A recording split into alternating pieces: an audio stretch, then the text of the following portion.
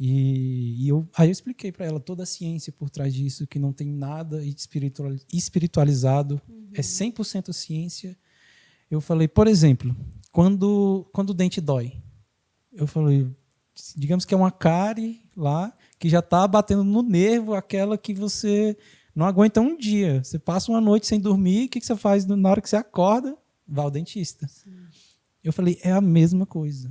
É a mesma coisa. Eu falei, tenho certeza que tem pastores que vão ao dentista, que tem padres que vão ao dentista, não tenho dúvida nenhuma, porque se a pessoa, a espiritualidade dela não tem nada a ver. Assim, não vai impedir ela de cuidar sim, dessa parte. Né? E isso não exclui os milagres. Por exemplo, um milagre pode acontecer. Deus opera milagres? Opera. Isso significa que os médicos agora são inúteis? Não. Inclusive, eu conheço vários médicos que são evangélicos, conheço vários médicos que são católicos. Se Deus opera milagre e cura algumas pessoas, então vamos acabar com os médicos, porque agora os médicos são inúteis? Não. Inclusive, acredito que Deus abençoa os médicos, Deus abençoa todos os profissionais da saúde. E os profissionais da mente são só mais que cuidam das pessoas. Existe uma tendência de pensar que problemas da mente são problemas espirituais. Eu vejo muitas pessoas confundirem isso, de achar que um problema da mente, um problema emocional, é um problema espiritual. Não é. Não é mesmo. Não é mesmo. Então, assim, eu geralmente falo assim, para cuidar do espírito, aí você procura a sua religião, procura o seu credo, os seus líderes religiosos ou a fé que você tem. Se você está com um problema no espírito, procura a sua fé.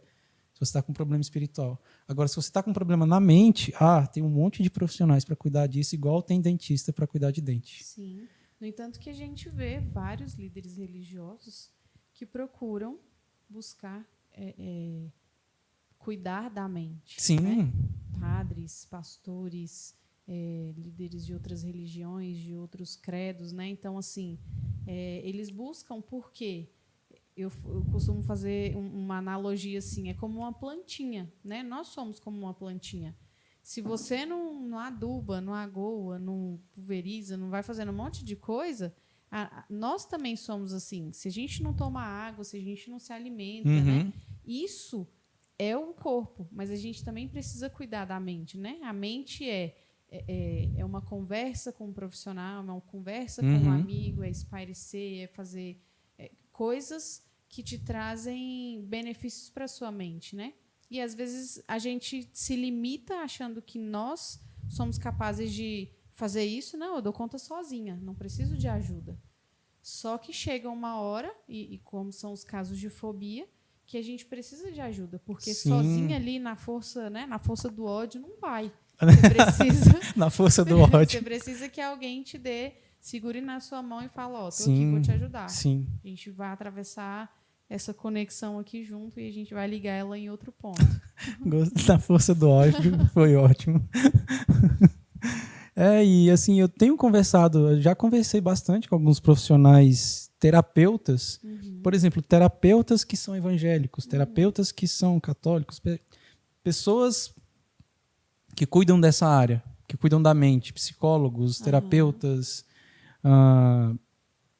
enfim, não vou citar todos os profissionais aqui, não, mas assim, profissionais da mente, resumindo, que são pessoas espiritualizadas, que têm uma religião, que têm uma fé. Eu já conversei muito com essas pessoas que a gente precisa ajudar as pessoas a criar essa separação, a gente precisa trazer essa clareza de que problemas da mente não são problemas da alma. E, inclusive, tem um preconceito dentro de algumas religiões, assim, da pessoa, por exemplo, procurar um psicólogo. A pessoa tem vergonha de falar dentro da igreja dela que está indo ao psicólogo. O que o meu pastor vai pensar de mim? O que o padre vai pensar de mim se eu falar que eu estou indo no psicólogo?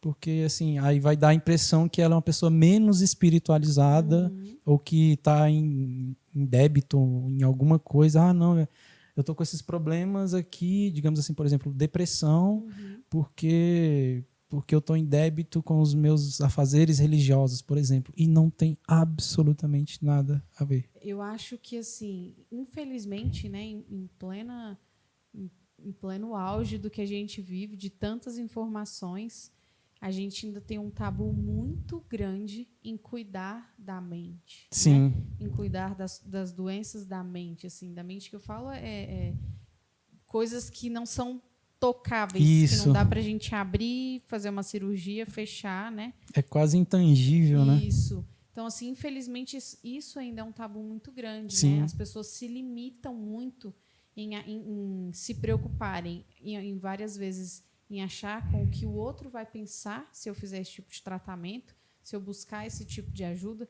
Tem alguns até que pedem sigilo, né? Não, Sim, não muito. quero que ninguém saiba, que minha família não saiba, que para não gerar aquilo assim, fulano tá com um problema mental, assim, tá ficando, sei lá, meio doido, tá procurando. Porque ainda acontece muito, eu escuto muito assim, eu faço terapia, mas você tá ficando doida? Gente, Nossa. em que eu fico pensando assim, caraca, eu tô em pleno século XXI e eu tô escutando isso? Não. Sim, não, você me fez lembrar de um caso, a gente tá saindo totalmente do tema, mas eu tô adorando, porque isso é muito importante. Você me lembrou de uma líder religiosa que ela me procurou e justamente essa era a preocupação dela. Ela, Anderson, eu tenho uma posição de liderança grande dentro da minha igreja e eu demorei muito para te procurar justamente porque o que as pessoas vão pensar e o que elas vão falar, né? E como elas vão ver e assim pode gerar até um descrédito, um descrédito. Isso, um descrédito. Acabar com a credibilidade. Poxa, a fulana lá tá indo no terapeuta. Nossa, então... E de forma nenhuma isso desmerece, por exemplo, a sabedoria espiritual que ela tem, o nível espiritual que ela tem, a intimidade que ela tem com Deus. Não tem absolutamente nada a ver. E aí eu conversei com ela e ela assim... Aí ela me pediu sigilo absoluto, porque ela não queria que isso influenciasse tudo, inclusive não tivesse uma repercussão. E eu, claro, guardei o sigilo, mas eu conversei com ela. Eu falei assim, justamente por você ser uma líder, é que você tinha que levar isso a público. Sim. Eu não obriguei ela de forma nenhuma, que assim, a decisão dela, Claro. óbvio que eu respeito. Mas eu, em um determinado momento, eu me permiti falar isso com ela. Eu falei, justamente por você ser uma líder e ser uma pessoa que lidera as pessoas, é que você deveria levar isso a público. Porque não é uma doença do espírito. Não é um problema espiritual. Não é. Depressão não é problema espiritual. Fobia não é problema espiritual. Emoções fortes, desagradáveis que a gente está sentindo não são problemas espirituais. Então, eu sempre falo para as pessoas, se você está com um problema espiritual, busca a sua fé. Está com dor de dente? Vai ao dentista. Está com a fobia? Vem para cá, que a gente resolve. Ótimo. A gente tem, assim, muita gente conhece o Padre Fábio de Mello, né? Ele é muito, muito conhecido, acho que no mundo inteiro.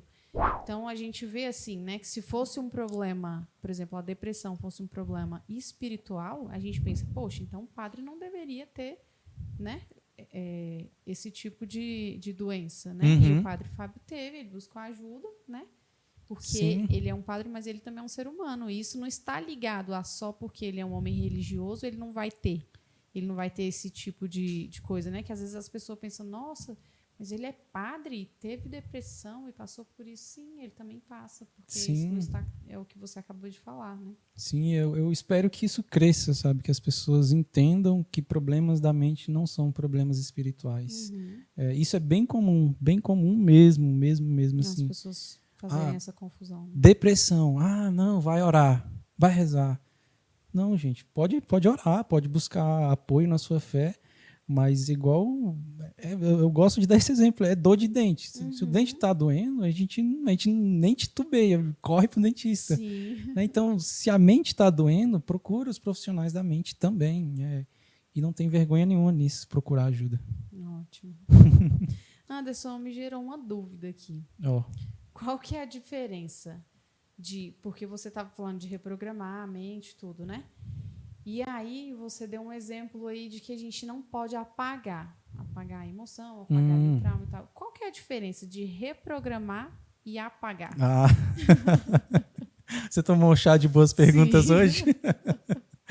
Eu adoro essas perguntas suas de improviso. Apagar. Primeiro, tem como. Inclusive, já estão fabricando medicamentos para apagar a memória. Isso é possível.